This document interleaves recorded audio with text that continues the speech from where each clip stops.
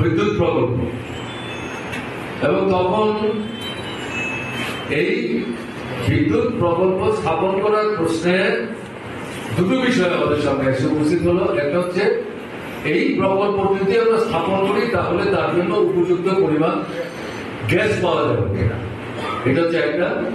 দ্বিতীয় হচ্ছে এই প্রকল্প স্থাপন করতে গেলে পরে তার যে যন্ত্রপাতি ভারতবর্ষে নাই, বাইরে থেকে আনতে হবে, বিশেষ করে আমেরিকা থেকে আনতে হবে। এটা ওই দেশের বন্ধুদের বক্তব্য।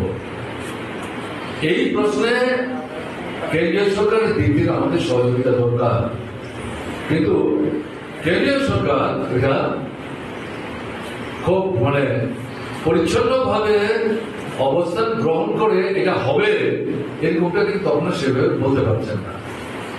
আমার মনে আছে আমি যখন দ্বিতীয়বারের জন্য চীন সফরে যাওয়ার একটা প্রতিনিধি দলের সাথে চীনে আমি ছিলাম, পার্টি থেকে পাঠিয়েছে।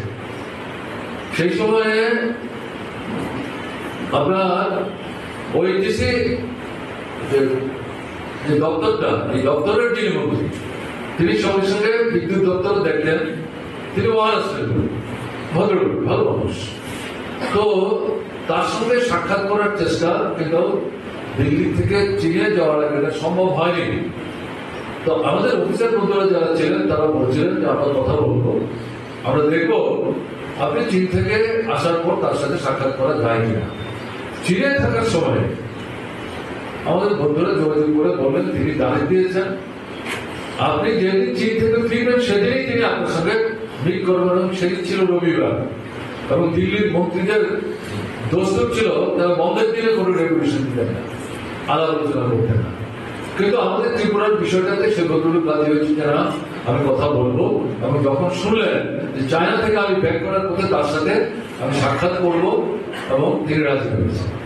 সেই জায়গায় এই বাসুদেব মজুমদারকে উপস্থিত থাকার জন্য আচার্যকে আমি সেখান থেকে বলেছিলাম যোগাযোগ করে তাকে রাখতে হবে, এবং সেখানে প্রায় ঘন্টা 2 আমাদের সভা চলে।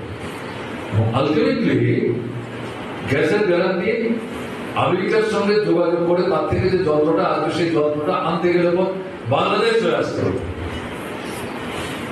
বাংলাদেশের জলপথ ব্যবহার করে আসতে হবে, বাংলাদেশের সঙ্গে কথা বলা।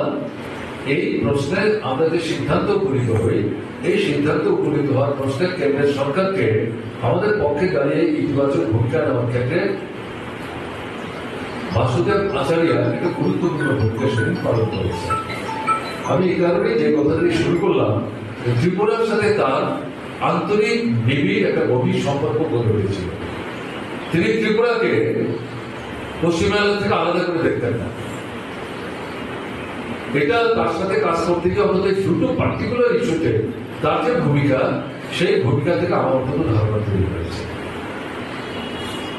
জোট আমলে গণতন্ত্র পুনরুদ্ধার, বামপন্থী ফ্রন্ট সরকার পুনরুদ্ধারের সংগ্রামে গুরুত্বপূর্ণ ভূমিকা নিয়েছে, সেগুলো আপনারা শুনেছেন। বাসুদেব আচার্য সাংসদ হিসাবে তাকে যেটা আমি লক্ষ্য করেছি,